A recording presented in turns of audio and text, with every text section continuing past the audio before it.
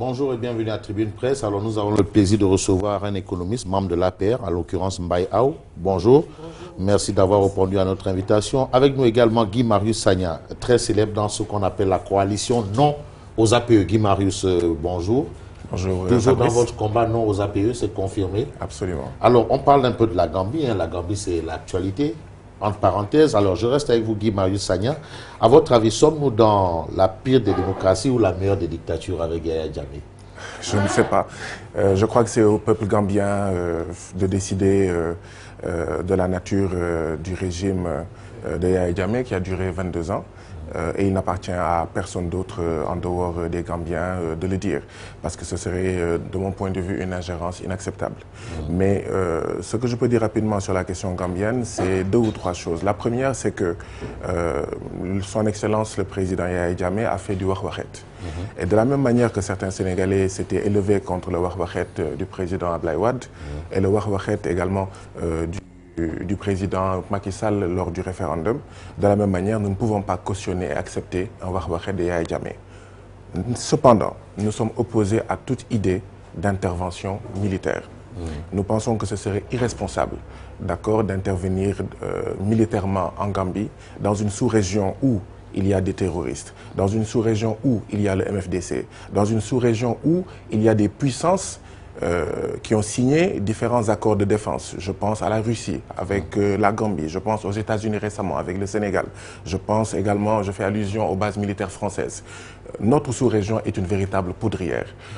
S'aventurer à aller à des interventions militaires, c'est risquer d'installer le chaos pour toute la sous-région. C'est pour ça que nous sommes opposés à cela. Nous sommes opposés à tout règlement de compte qui voudrait faire payer à Yaya Jammeh le fait qu'il est sorti du Commonwealth, le fait qu'il est sorti de la CPI, et également le fait qu'il a refusé de signer les APE. C'est au peuple gambien.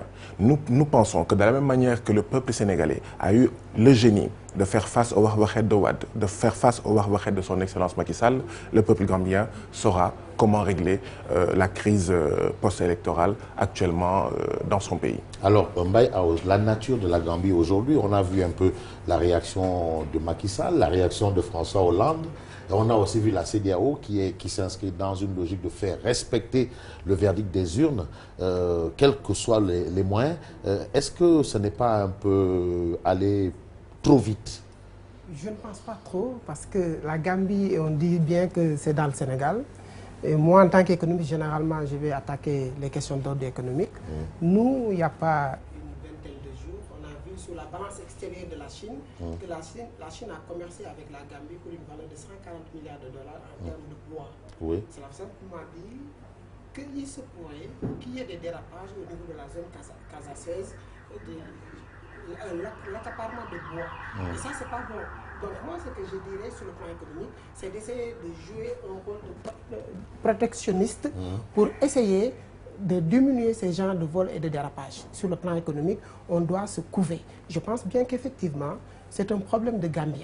Je pense très bien que les Sénégalais ont des parents là-bas.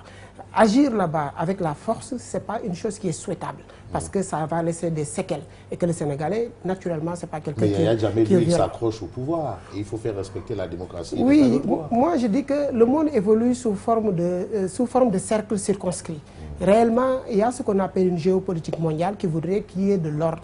Si réellement la CEDEAO a comme adoption, a adopté d'éliminer Yaya Jammeh dans son pays, dans ce cas, le Sénégal doit participer comme tous les autres, mais avec des refrains. Pourquoi? Parce que le peuple en question, c'est un peuple frère.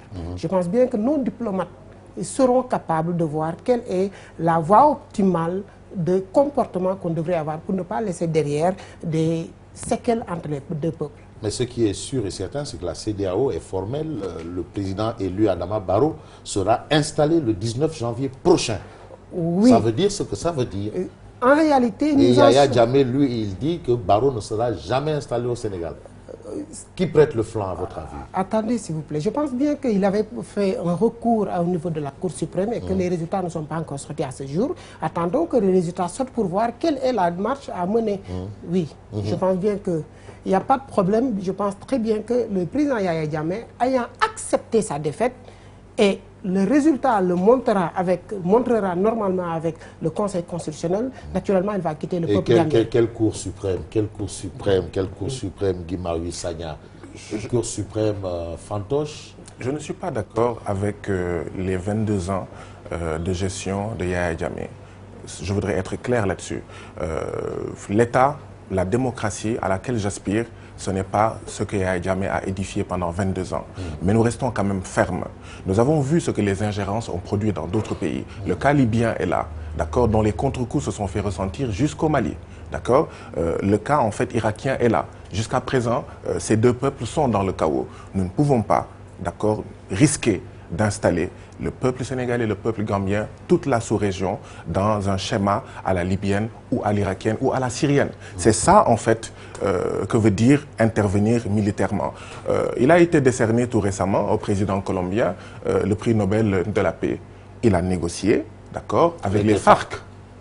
Donc, et vous pensez qu'il faut négocier avec Yaya Jammeh? Non, nous estimons que c'est au peuple gambien de régler encore une fois ce problème-là. Maintenant, les voisins, les amis doivent aider. Les voisins, les amis doivent faire de la médiation. Mais quant à utiliser la violence, nous ne sommes pas d'accord. Où était cette CEDEAO quand Faure Eyadema succédait, d'accord, à son père Gnassingbé Eyadema? Où était cette CEDEAO, d'accord, qui a fait une honteuse médiation quand Compaoré voulait s'accrocher, en fait, au niveau du Burkina Faso? Donc, pourquoi aujourd'hui vouloir bander les muscles, d'accord, et risquer d'installer nos peuples qui sont déjà, d'accord, vraiment fatigués? Ebola, la faim, l'insécurité alimentaire, l'immigration clandestine, nous en avons déjà suffisamment pour en rajouter. Nos États n'ont pas suffisamment d'argent. S'ils ont suffisamment d'argent pour faire une guerre, ils n'ont qu'à utiliser cet argent-là pour le développement socio-économique, d'accord, de la sous-région, plutôt que d'enrichir des vendeurs d'armes. Vous êtes d'accord? Oui, je suis absolument d'accord sur son point de vue, vu que actuellement, comme je l'ai dit tout à l'heure, nous avons un peuple frère, mais il y a quelqu'un qui joue le jeu et qui doit quitter.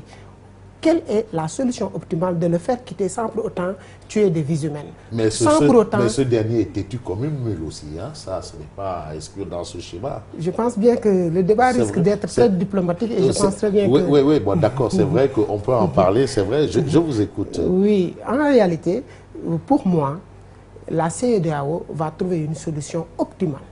Attendons que le résultat soit affiché par le Conseil constitutionnel, parce que je pense bien qu'il y a par voie de recours. Et de là, je pense bien que le président Jammeh va prendre les médias et dire sa position à nouveau. Et à partir de là, on saura si on va aller vers de la violence ou bien il va essayer de quitter avec la paix. Bon, on dit que cette violence en Gambie, là, le Sénégal va forcément avoir des contre-coups. Et le Sénégal qui se dirige vers l'exploration ou l'exploitation du pétrole. Est-ce que vous y voyez une petite similitude par rapport à la situation? En réalité, je ne vois pas directement un lien direct entre les ressources sénégalaises par rapport aux ressources gambiennes. À part ce que je viens de dire tout à l'heure, c'est à nous de protéger nos ressources par rapport à cette situation. Tout ce qui va se passer, c'est d'éviter à ce que l'instabilité politique qui est là-bas se transfère au Sénégal. Est-ce que c'est inévitable? Non, c'est inévitable actuellement.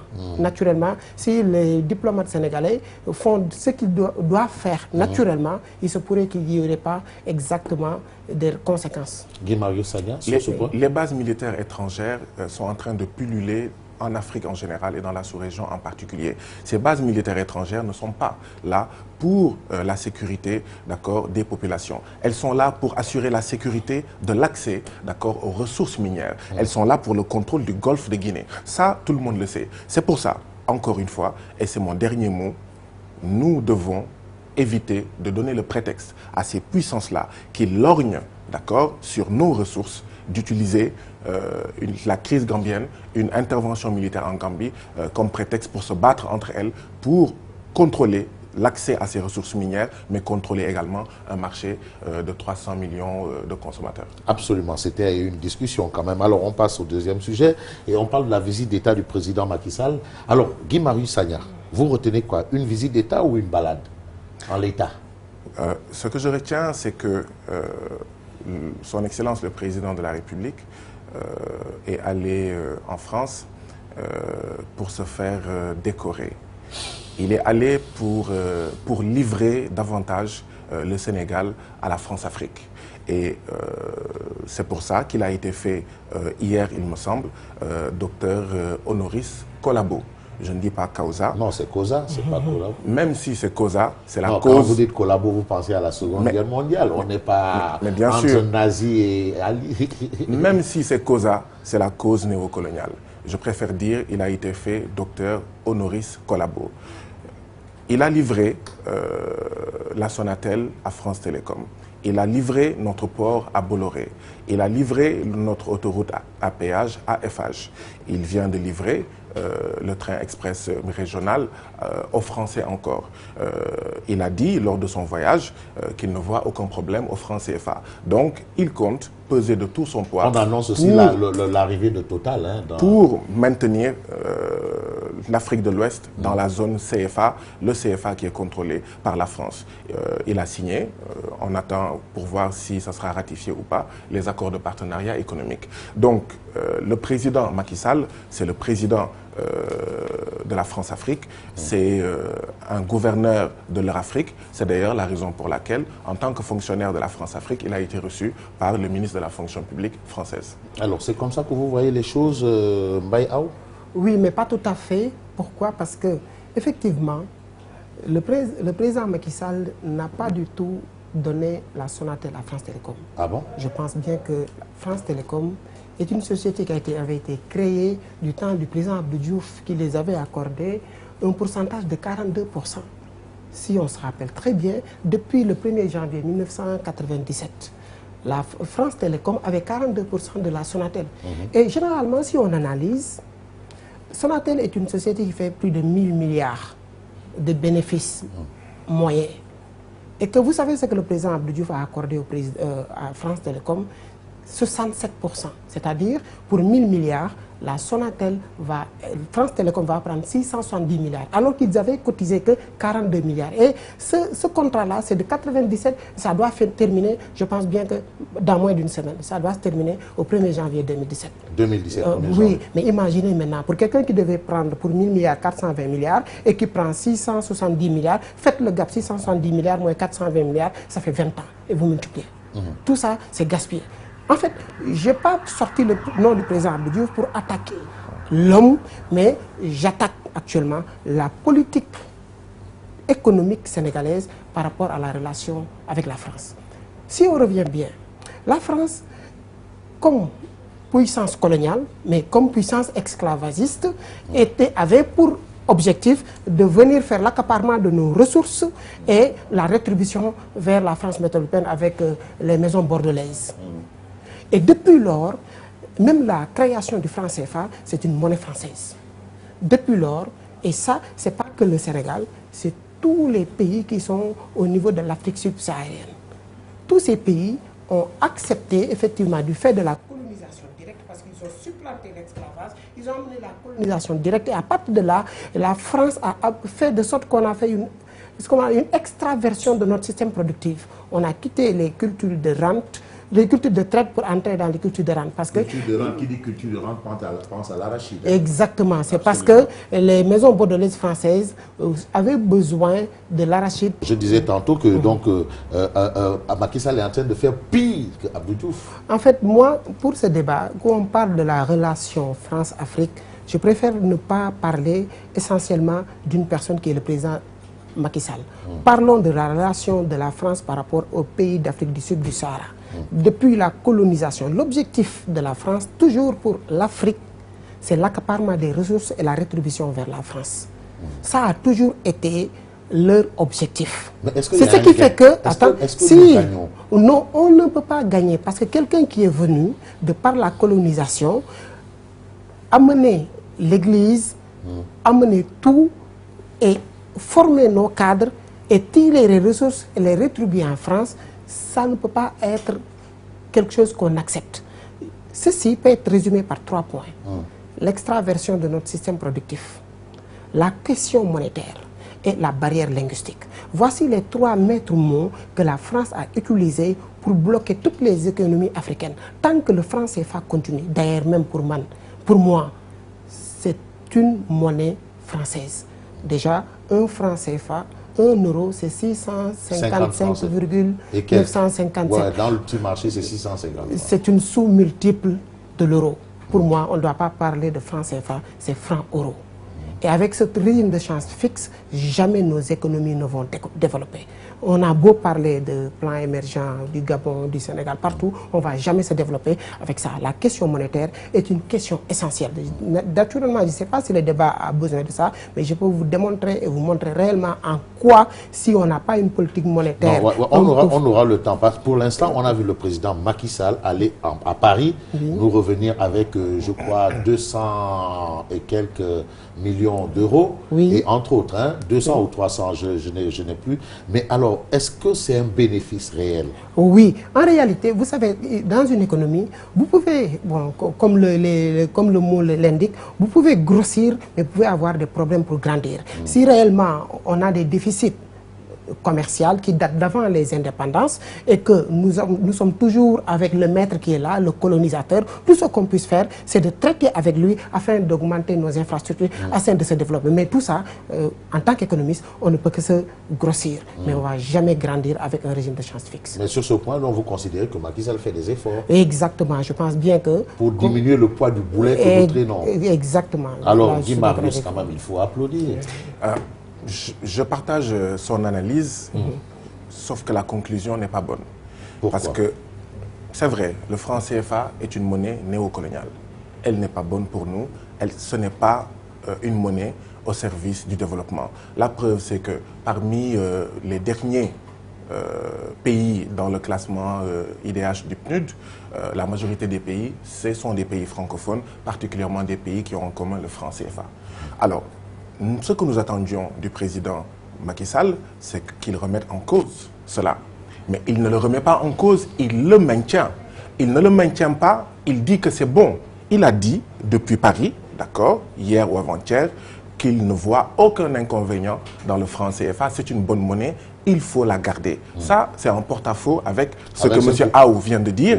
Et moi, je suis avec M. Aou sur cette position-là. Donc, M. Aou ne peut pas nous dire, on va parler des relations franco-africaines sans parler, d'accord, des politiques qui maintiennent contre la volonté des peuples, contre l'intérêt des peuples, ce système d'oppression. Je voudrais profiter de l'occasion pour rappeler ce que le professeur Pouemi disait du franc CFA. Il disait que la zone franc ressemble à un village où tous les hommes, par naïveté, prennent leurs épouses pour les confier à un des leurs. Le président de la République dit qu'il ne voit aucun inconvénient dans le franc CFA. Le jour où il acceptera de prendre son épouse, Marème Faye Sall, pour le confier à un autre homme, je saurai qu'effectivement, il n'a aucun problème avec... C'est vrai que l'image est assez particulière. De Guy Là, je saurai qu'il n'y a aucun problème. Mais vous êtes en train de mettre avec le franc CFA. Alors, pour revenir sur la visite, au-delà de la monnaie, d'accord, parce que c'est un aspect de la visite, cette monnaie-là, il faut qu'on s'en sorte. Sinon, il n'y aura pas de sous-développement. J'avais dit, il n'y a guère longtemps, que si vous mettez ce franc CFA avec le pétrole, d'accord, il va y avoir un cocktail mortifère pour nos économies. Mortifère. Ce qui va se passer, c'est qu'avec le franc CFA, d'accord, vos économies qui exportent ne sont pas compétitives. Or, vous ne pouvez pas baisser ou faire monter la valeur de votre monnaie. Notre monnaie, le franc CFA, est surévaluée. Quand, en fait, on va exploiter le pétrole, ça va faire rentrer des devises. Et ça va provoquer ce qu'on appelle la maladie hollandaise. On va avoir beaucoup d'entrées de devises. Nos entreprises exportatrices vont fermer. Nous allons être un pays de souk, comme dit le professeur Kassé, c'est-à-dire un marché Sandaga, où en fait on prend toutes les marchandises qui viennent d'ailleurs. Nos entreprises exportatrices vont fermer et bien sûr nos entreprises et notre agriculture, parce que nous ne pouvons pas en fait soutenir la concurrence, d'accord, des marchandises beaucoup plus compétitives en provenance de l'Union européenne et du reste du monde. Toutes nos entreprises vont fermer. Nous allons, d'accord, être malade de la maladie hollandaise, ça veut dire qu'on va être extrêmement dépendant, d'accord, des ressources naturelles. Et on a vu le cas du Venezuela, le cas du Nigeria, où en fait, quand le prix du baril baisse, bah, c'est la pénurie, c'est la crise. Le terre. Il y a un débat fondamental, et je termine là-dessus. Et je termine là-dessus. Il y a un débat à avoir sur le terre, un débat à triple dimension. Le premier débat est, aujourd'hui, Addis Abeba a son tramway.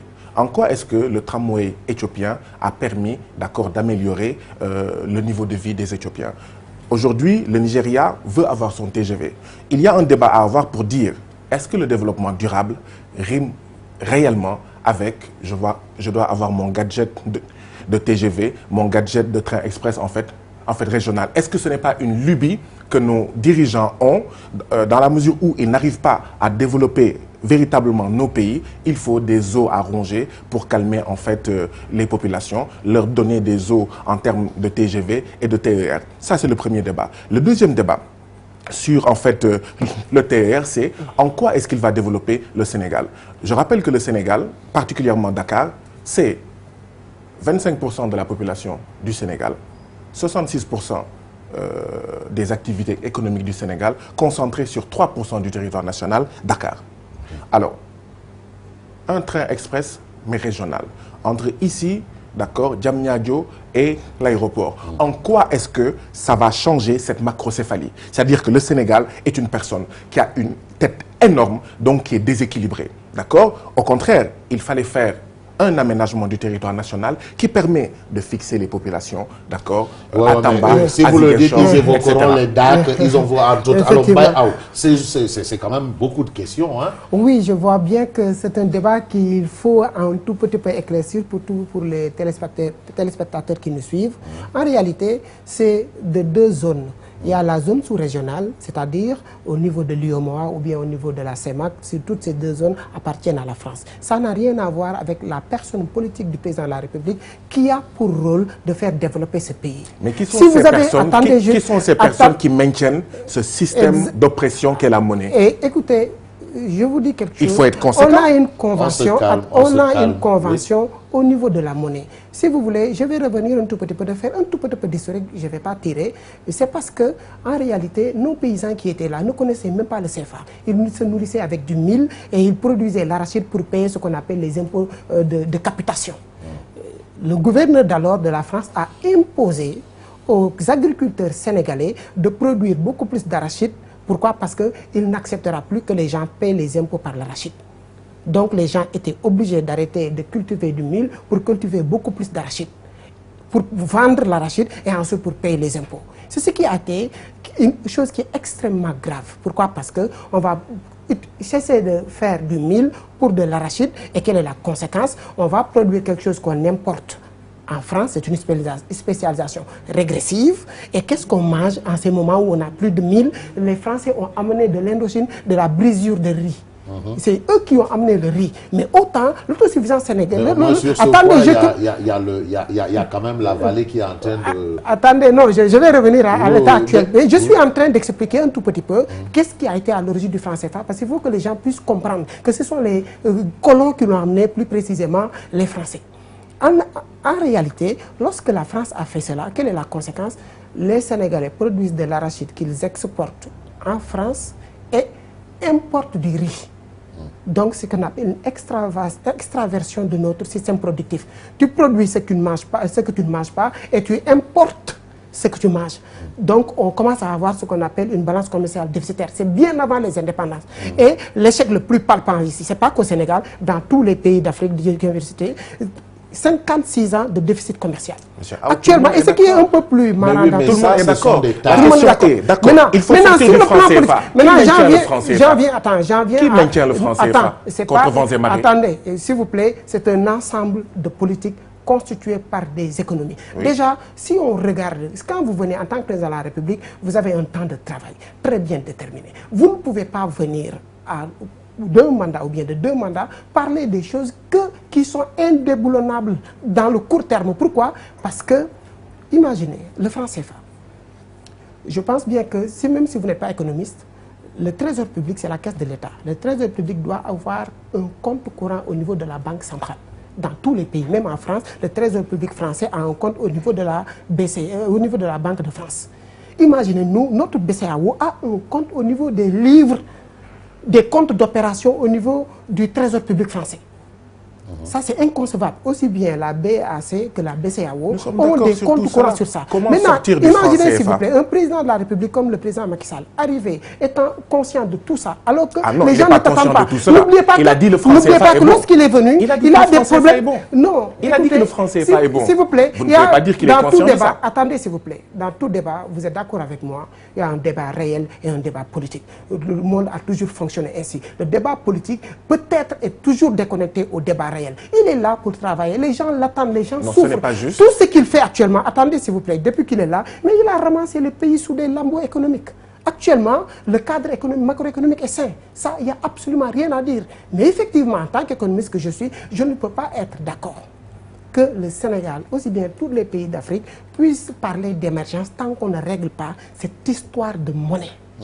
Oui, pourquoi? Parce Il que faut régler la question de la monnaie. Exactement. Mais oui, mais c'est ce que Guy Marius vous pose comme question. Mais Oui. Macky Sall, il conforte justement Absolument. cette monnaie. Absolument. Alors donc, ça veut dire que son émergence là, c'est du bluff. Absolument. Non, en réalité, Absolument, c'est du pipeau. Non, c'est pas du pipeau. C'est Vous du savez, pipeau.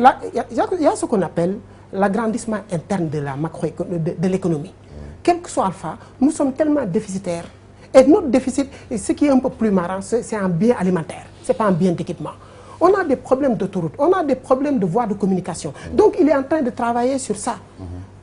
Vous ne pouvez pas prendre le bâton pèlerin pour aller dire des choses qui ne vont absolument rien vous rapporter. Sinon, ça va causer problème. Il a terminé par une question qui m'intéresse bien avec les APE. Là, je ne sais pas s'il est dans ce cas, je suis absolument d'accord. Nous ne sommes pas de même poids économique avec les pays européens. Au nom de quoi peut-on signer des accords de partenariat économique en tuant nos économies? Parce que c'est le désarmement douanier total. Notre système économique n'est pas encore renfermé. Je pense bien, le président Ouad, et même lui, il n'a pas encore signé. Ah non, mais il a signé. nous- Il a signé. Non, bien Ah sûr. bon? Êtes-vous Si, sûr de ce le que président vous a signé. dites? Non, êtes-vous Il a sûr? signé. Oui, il a signé. Êtes-vous sûr de ce Vous que êtes vous dites? informé, Aujourd'hui, vous, économiste, le Sénégal a signé des aujourd'hui, dans accords de- l'Afrique de l'Ouest, il n'y a que 3 C'est- pays qui n'ont pas encore signé. C'est le Nigeria, la Gambie et la Mauritanie. Quel que soit Alpha, je pense que c'est une convention. Si un seul pays ne signe pas, l'accord ne peut pas passer. Monsieur On ne Al, peut pas vous ne être pouvez un pas pays... vous abriter derrière cela. Non, je suis d'accord avec votre analyse. Vous avez fait une excellente analyse. Et au niveau de la coalition non aux APE, c'est ce que nous nous tuons à expliquer au gouvernement et aux populations depuis 2 ans. D'accord? C'est la raison pour laquelle, rien que dans l'année 2016, il y a 12 membres de la coalition non aux APE qui ont été arrêtés. Moi qui vous parle, j'ai été arrêté 4 fois pour ce combat contre les APE. Vous avez raison. Ce qui va se passer, c'est que le Sénégal va perdre 75 milliards de francs CFA par an de recettes budgétaires dès la première année. 240 milliards de francs CFA de recettes budgétaires par an à partir de la 20e année. Première conséquence. Deuxième conséquence, oui, nos PME, PMI vont fermer. Nos agriculteurs ne pourront plus vendre. Le chômage va augmenter. Monsieur Sorikaba disait tout récemment, il n'y a même pas une semaine, que ces 2 dernières années, il y a eu entre 11 000 et 12 000 Sénégalais qui sont entrés de manière irrégulière en Italie. Ça veut dire tous les jours, il y a eu 16 Sénégalais qui sont entrés en Italie de manière irrégulière. En réalité... D'accord? Qu'est-ce qu'ils fuient? Qu'est-ce qu'ils fuient? Ils fuient l'insécurité alimentaire. 400 000 Sénégalais dans l'insécurité alimentaire cette année, 1,5 million l'an passé. Ils fuient la pauvreté. 67% de pauvreté à Ziguinchor, 68% de pauvreté à Fatick, En fait, c'est que- 68% de pauvreté Non, à Sédhiou. monsieur, Voilà vous- ce qu'il fuit. Attendez. D'accord? Son analyse sur l'APE est bonne, mais son problème à lui, c'est que, oui, il y a la rationalité économique. Il sait que le franc CFA, c'est un franc d'oppression. Il sait que l'APE, c'est une oppression néocoloniale. Mais, d'accord, pour des considérations politiques, il ne veut pas toucher à celui qui maintient ce système d'oppression, à celui qui maintient les chaînes de Mais Guy domination. Marius, en quoi est-ce que la visite d'État de Macky Sall en France, c'est justement maintenir ce que vous êtes en train de dénoncer? Mais je vous ai donné des exemples. Premièrement, le président de la République dit le franc CFA est bon, nous allons le garder, à moins qu'on me montre d'autres arguments. Ça veut dire quoi? Ça veut dire qu'il va travailler à maintenir le franc CFA, d'accord, dans la sous-région. Deuxièmement, je vous ai montré comment est-ce que le capital français, le capital privé français a été renforcé dans notre pays à travers plusieurs exemples. Autoroute à péage, d'accord, le dragage, d'accord, le port, etc. Mais le train express, mais régional, il y a une question à régler. La Chine, sa proposition était inférieure à celle de la France, de 150 milliards pour le train express régional. Pourquoi ça a été attribué? D'accord. Pourquoi ça a été attribué aux Français? La question peut être posée à Baye. Oui, en réalité, ce que mon co-débatteur, je ne sais pas peut ne pas comprendre c'est quoi. Ou C'est refuse parce de que comprendre, oui, peut-être. peut-être. Mais il y a une analyse macroéconomique sous-régionale qui n'a rien à voir avec une analyse nationale interne. Je pense qu'aujourd'hui, il est d'accord que le pays va de mieux en mieux. Ceci est dit, pratiquement, je suis pas d'accord. attendez s'il vous plaît, nous Je vous attendons assure. et je pense bien que Le pays va de mieux en mieux. actuellement, sur le plan macroéconomique, le cadre est sain. Au moment où, depuis plus de 20 ans, les pays d'Afrique n'ont pas pu avoir ces taux de croissance. C'est dû à quoi? C'est parce que c'est une gestion budgétaire qui va à la normale. Mais ceci ne veut pas dire qu'il n'y a pas de blocage au niveau sous-régional.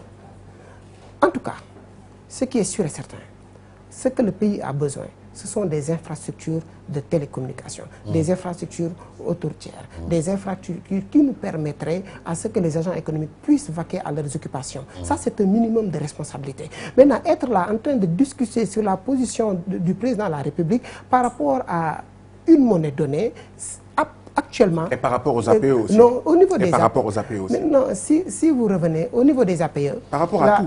la solution économique ne peut être que contre. Ça, je pense bien que ce n'est pas la peine qu'on en revienne. Donc, mais il Et a je vous un informe rôle... qu'il a signé. Je vous rappelle qu'il a signé.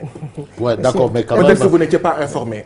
Mais il dit que le cadre macroéconomique, il est bon. Je rappelle que le Botswana, entre 1960, pendant 40 ans, à partir de 1960, a eu les taux de croissance les plus élevés. Pas d'Afrique, du monde. Ce Botswana-là, d'accord, a le taux de mortalité, le deuxième taux de mortalité le plus élevé. Ce Botswana-là, pendant ces années où son taux de croissance était hyper élevé, pour 100 $ du capital étranger investi dans le Botswana, tous les ans, ce capital étranger avait 77 $ qu'il rapatriait. Si c'est ça l'émergence, c'est-à-dire faire de nos pays des marchés où le capital privé étranger peut venir, mais rafler la majorité, d'accord, de bénéfices et laisser là-bas le sous-développement, ce n'est pas de cette émergence dont on a besoin. moi, j'ai un Donc problème. quand il parle de cadre macroéconomique, oui, mais le problème que nous avons, c'est que nos croissances sont tirées par l'étranger. Ce qui fait que le bénéfice est tondu et ramené en France, ramené aux États-Unis pour développer davantage la France, les États-Unis, le Royaume-Uni et laisser d'accord, une pitance dans notre pays. C'est le président de la République qui disait lui-même que lors de Kédougou, il ne reste au Sénégal que 3%. Les 97% sont rapatriés. En réalité, d'accord. Donc Guy, la majeure partie de nos ressources de monopoliser sont le débat. envoyées. C'est vrai sont que envoyés. Guy Marius, Et bien entendu, nous restons dans la pauvreté. La pauvreté. Parce que quand il dit cadre macroéconomique sain, je lui rappelle que chaque année au Sénégal, il y a 27 700 enfants de moins de 5 ans qui meurent parce qu'il n'y a pas suffisamment de personnel soignant, parce qu'il n'y a pas suffisamment de plateaux médicaux élevés. Tous les jours, il y a 4 à 5 femmes qui meurent d'une grossesse et des suites d'une grossesse. On est dans quel pays là? C'est ça un cadre macroéconomique. Un cadre je pense bien sain. d'accord. Il est sain, mais pour l'étranger, pas pour Ouais, les d'accord, Sénégalais. Guy Marius, permettez quand même à Bayao de développer aussi à son tour. Je veux simplement le rappeler qu'il ne doit pas oublier que le Sénégal fait partie des pays en voie de développement, pour ne pas dire sous-développés. Et ces pays vont y aller avec des caractéristiques claires que vous êtes en train de citer. Mais depuis que lui, il est là, qu'est-ce qu'il a fait de bon? Par exemple. Quel que soit Alpha, franchement, on a vu un mieux aller. Généralement, le coût de la vie a diminué. Demandez à tout le monde. Il n'y a plus de rupture de biens alimentaires, ça c'est numéro 1. Un tout petit peu, les ressources des individus qui sont dans l'économie ont augmenté. Si vous regardez, qu'est-ce qu'il n'a pas diminué? Pratiquement, les biens alimentaires ont été réduits. Même si le coût de la location commence à augmenter à nouveau, il y a des gens qui continuent d'en bénéficier. Les salaires ont été augmentés par des baisses d'impôts, plus la bourse familiale. Mais tout ça ne l'exempte pas de continuer sur cette marge parce que le passif social est très élevé. Et moi, si j'ai quelque chose à lancer comme défi, c'est d'essayer effectivement pour redorer et pour internationaliser notre croissance, c'est de voir toutes les sociétés qui peuvent être nationalisées et de les renationaliser. Parce que nous avons besoin de nationaliser certains secteurs. Comme Tout ce que les lesquels, Sénégalais... Non, en réalité, il y a des choses qui peuvent être faites par le patronat sénégalais ou bien par les Sénégalais. Ces choses doivent être nationalisées. Parce que quand tu t'ouvres tu dois t'ouvrir, mais aussi tu dois préserver tes gardes. Et pour préserver tes gardes, fais tout jusqu'à descendre au niveau de la population et de voir tous les marchés, toutes les entreprises, toutes les activités que les Sénégalais peuvent faire doivent revenir aux Sénégalais. Ça, c'est numéro 1. Et afin de résorber aussi le chômage, nos institutions sont surélevées. Dans une économie sous-développée, les institutions, on doit les descendre jusqu'en bas, c'est-à-dire des institutions de contrôle. Il y a tellement de laisser-aller dans ces pays que ce n'est pas possible. Parce que les gens qui contrôlent ne sont pas nombreux. On dit souvent que derrière chaque Sénégalais, on ne peut pas mettre un policier. Si, dans une économie où les ressources ne suffisent pas, on doit avoir beaucoup d'institutions de contrôle. C'est ça qui peut amener à développer ce pays dans le court terme. Mais dans le long terme, on ne pourra jamais se développer. Juste la problématique monétaire. Mais j'ajoute quand même à l'actif de ce que vous avez dit, il y a aussi quand même la gestion sobre et vertueuse des deniers publics. Il y a moins de bamboula et moins de gabégie. Exactement. Ça, donc ça, c'est des choses qui viennent quand même, qui sont une réalité. Deux choses. Sur l'insuffisance des ressources, je suis d'accord avec le contrôle. Mais le principal, c'est d'arrêter la saignée. C'est-à-dire, on ne peut pas être dans un pays sous-développé et on permet, d'accord, à 97% de notre or de sortir, à 90% de notre pétrole de sortir. Dans les mêmes proportions, notre zircon et nos ressources halieutiques de sortir. Il ne nous reste absolument rien. C'est ça le fond. D'accord sur la nationalisation de certains secteurs qui sont stratégiques. On ne peut pas se développer, être souverain, d'accord, quand ton téléphone, quand ton eau, quand des secteurs comme ça, d'accord, sont contrôlés par l'étranger. Alors, quand vous dites par contre que la gestion sobre et vertueuse, d'accord, il y a des efforts, j'en doute un peu. Je suis d'accord qu'il faut le contrôle. Je suis d'accord, etc. Mais en plus, il faut une gestion effectivement sobre et vertueuse. Le 3 décembre passé, le président de la République a donné 20 millions de frais de transport à 52 de ses militants qui venaient de Canel. C'est-à-dire 380 et quelques mille pour chacun de ces 52 militants. Il les a pris dans ses fonds secrets de 8 milliards par an. Vous pensez que c'est acceptable que dans un pays... C'est la caisse noire. Absolument. Vous pensez que c'est normal que dans un pays où il y a 6 000 abris provisoires, où nous avons un gap de sages-femmes de 4 000, d'accord, où les femmes meurent comme des mouches, où les enfants de moins de 5 ans meurent tous les jours au nombre de 76, vous pensez qu'on doit donner 20 millions de transports à des militants? Vous pensez qu'on doit créer des institutions budgétivores, 500 millions de fonds secrets pour le Haut Conseil des collectivités territoriales, 500 millions de fonds secrets pour l'Assemblée nationale, 8 milliards pour lui? Vous pensez que c'est acceptable? C'est inacceptable. Autrement dit, et je termine là-dessus, notre président n'est pas dans un processus de changement structurel de notre pays. Ce qu'il faut faire, ce qu'il faut pour l'Afrique et notre pays, c'est un changement structurel de ses relations avec le reste du monde. Tant qu'on reste dominé, tant que c'est les FMI et la Banque mondiale qui nous disent quoi faire, tant que c'est l'Union européenne qui nous impose des accords léonins comme les accords de partenariat économique, il n'y aura pas de développement. Or, sur ce terrain-là, le président Macky Sall est absent. Bien au contraire, il renforce la domination. En plus du fait qu'il se gave avec ses alliés de l'argent de notre du contribuable sénégalais. Monsieur, et ça, c'est inacceptable. En bénéficie probablement. Détrompez-vous, s'il vous plaît. Oui. Je pense bien que tout le monde est au courant et tout le monde au moins reconnaît à son Excellence, Monsieur le Président de la République, son ambition et les premiers pas qu'il est en train de poser pour se développer. Effectivement, il y a des faits qui sont isolés. Mais n'oublie pas que quelqu'un qui dirige prend un ensemble de décisions. Mais les gens du peuple ne regardent que la résultante. 20 millions non, de frais de transport, c'est isolé. Combien de fois l'a-t-il fait depuis 2012? Monsieur, attendez, Marius Sagna, permettez quand même à Maï-Aou de développer. Je suis en train de vous dire... Vous êtes sûr que c'est isolé? Attendez, s'il vous plaît, messieurs. Faites très attention. Diriger, c'est commander. Et commander, c'est prendre des décisions, faire des choix. Mais là n'est pas le problème. Je suis dans le cadre macroéconomique. Lorsqu'il est venu, qu'est-ce qu'il a fait pour que les choses marchent? Au moins, il a posé un plan de développement qu'on appelle plan Sénégal émergent. Peu importe avec les qualités, les défauts, il l'a posé. Et pour cela, sachant que c'est très macroéconomique, c'est dans le long terme, il a défini une autre politique qu'on appelle, ce qu'on appelle le PUDC pour voir exactement comment faire pour articuler le secteur rural. Comment les rassembler? Comment amener un mieux vivre là-bas? Et sur ce, c'est moi qui vous dis, il est en train de faire du feu là-bas. Et ça, il faut le reconnaître en tant que Sénégalais. Il faut reconnaître aussi que franchement, depuis qu'il est là, il y a une stabilité politique qui ne dit pas son nom. Et ceci, on ne peut que l'accompagner. On ne peut que l'accompagner. Et je suis d'accord avec toi, surtout sur le fait que dans une économie sous-développée, on doit partager équitablement les ressources. Mais c'est une limite qu'on doit tendre. Et je pense bien qu'il est en train de faire ses pas. Et bravo au président de la République. J'ai parlé des 20 millions de frais de transport le 3 décembre passé, mais quand le président de la République donne 500 000 francs par mois aux conjoints et aux conjointes de diplomates, vous pensez que c'est du partage équitable? Monsieur, quand vous parlez avec moi en tant qu'économiste, vous pensez que c'est équitable? Je ne sais pas si vous... Non. Attendez, je vous réponds et vous continuez.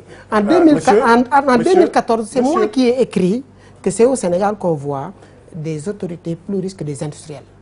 Si vous partez sur le net, vous allez voir ça. Parce que quand il est venu, il a diminué le coût de la location. Donc, il a grevé un tout petit peu le budget des commerçants. Et ensuite, il a diminué un tout petit peu les denrées de première nécessité. Il a diminué un tout petit peu les impôts, donc les salaires augmentés. Donc le déficit budgétaire a augmenté. Et qu'est-ce que j'ai dit? Maintenant, il reste à eux de revoir les ressources extrasalariales.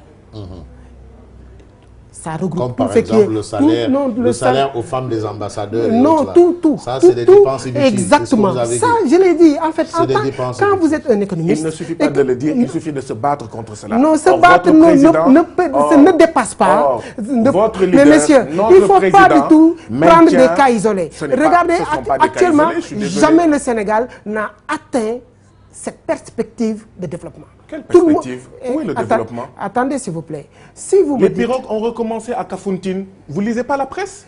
Mais, messieurs... Il y a moins de mois, je suis parti à Koungheul. Il y a eu une dizaine de jeunes qui sont morts dans la mer. Écoutez, s'il vous plaît. Ça nous ramène à 2005-2006.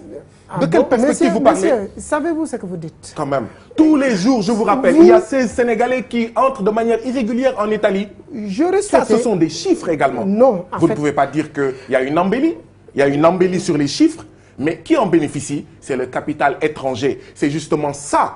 C'est à ça qu'il faut s'attaquer. Et notre président, votre leader, ne s'y attaque pas. Au contraire, il le renforce, il le maintient.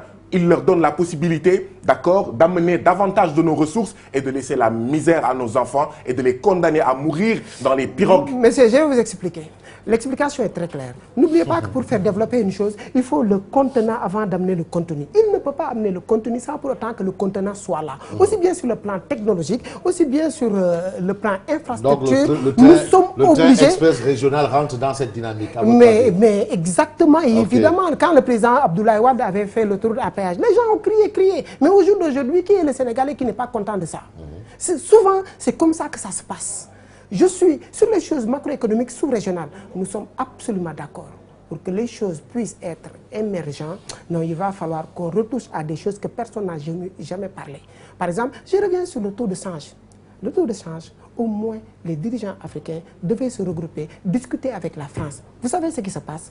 Depuis 1997, 65% de nos réserves de devises sont versées au Trésor public français. C'est en 2000...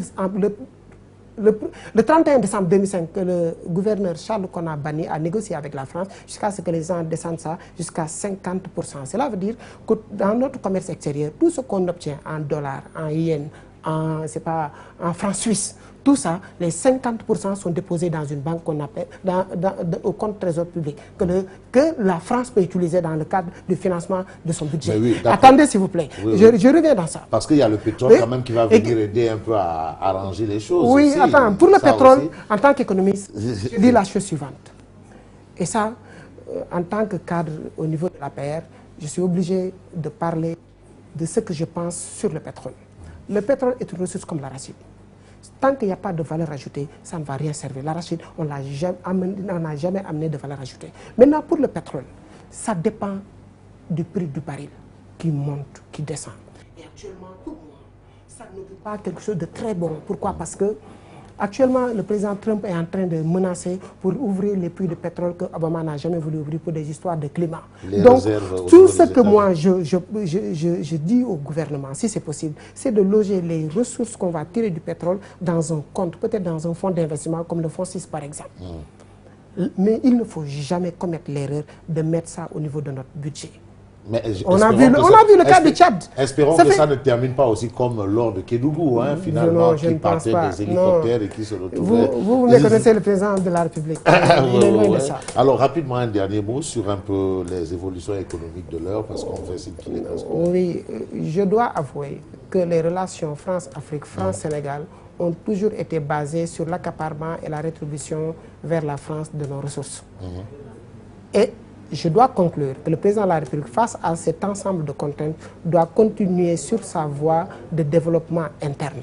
De toutes les façons, je pense bien qu'il y aura un jour où les gens vont parler des véritables contraintes de développement. Absolument. Guy-Marius Sagna. Nous n'avons jamais dit que, par exemple, le train express régional ne sera pas utile aux Sénégalais. Mais ce que nous disons, c'est qu'aujourd'hui, par rapport aux défis des Sénégalais, par rapport à leurs besoins, est-ce que ce train express régional, c'est la meilleure manière de soulager leurs souffrances? Nous estimons que non. Nous estimons que cela renforce, d'accord, de manière structurelle la situation de notre pays. Mais eux, ils parlent de développement aussi, hein, quand même. Tout à fait. Mais ils ne sont pas les premiers à avoir parlé de développement, d'accord?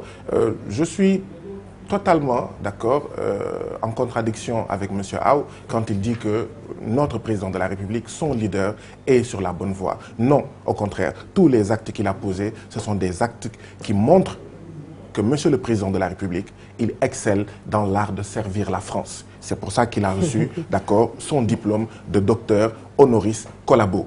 Il nous faut d'autres types de leaders qui déconnectent notre pays, notre sous-région et notre continent de la domination. Tant que cela... Est-ce que ce n'est pas un rêve? Mais vous savez pourquoi ce n'est pas un rêve? Parce que les Asiatiques l'ont réalisé. La Chine, avait été colonisée comme nous. La Chine, quand j'étais petit, quand on était jeune, d'accord, quand vous regardiez la télé, c'était inondation et famine. Mais aujourd'hui, on parle, d'accord, de la deuxième économie du monde.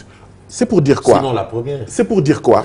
Que quand on va vers l'émergence, on n'a même pas besoin de le crier. La Chine n'a pas eu besoin de crier son émergence. Et puis, ce plan Sénégal émergent, comme le plan Gabon émergent, etc., c'est d'autres appellations, des plans d'ajustement structurel pour mieux nous piller, nous dominer, nous écraser. En tout cas, ce que moi, je peux conclure avec mon... Mais quand même, nous sommes en phase avec lui sur la question des accords de partenariat économique. J'espère qu'au sortir d'ici, on se battra ensemble, ou en tout cas, on arrivera à entendre raison au président de la République, parce que s'il ratifie, parce qu'il a déjà signé, s'il fait ratifier l'accord de partenariat économique par les députés, ça va être une catastrophe et pour le Sénégal et pour toute la sous-région. En tout cas, ce que moi Et nous irons également le voir sur le franc CFA pour lui montrer en quoi est-ce qu'il a tort. Je vais conclure. C'est que peut-être on peut avoir les mêmes points de vue, mais comment défendre nos points de vue, c'est là où on est un tout petit peu déphasé. Je pense très bien qu'en tant que Sénégalais, en tant que Républicain, avec un président de la République, il y a une certaine manière de parler que quiconque qui parle de lui devrait utiliser. On peut très bien démontrer sans pour autant attaquer l'honneur ou bien l'autre de l'autre. Ça, c'est un conseil que je vous donne. Maintenant, de l'autre, ce que vous ne comprenez pas, c'est 14 millions de vies. Peut-être vous êtes un tout petit peu surpris. Ce que vous ne comprenez pas, c'est que nous qui sommes avec lui, nous ne sommes pas des gens qui ne disent pas ce qu'on pense. Dites-vous très bien que... Mais ce que vous lui dites n'a aucun effet. C'est pourquoi? Parce qu'il a signé. Mais faites très si vous lui avez dit de ne pas signer, il a signé. Je pense bien que... Voilà, alors malheureusement l'émission est terminée. Mbaye Aou, merci. Je rappelle que vous êtes économiste et membre de l'APR. Avec nous également Guy-Marius Sagna de la coalition Nos APR. Mesdames et messieurs, merci de nous avoir suivis. Moi, je vous donne rendez-vous samedi prochain pour un autre numéro de Tribune Presse.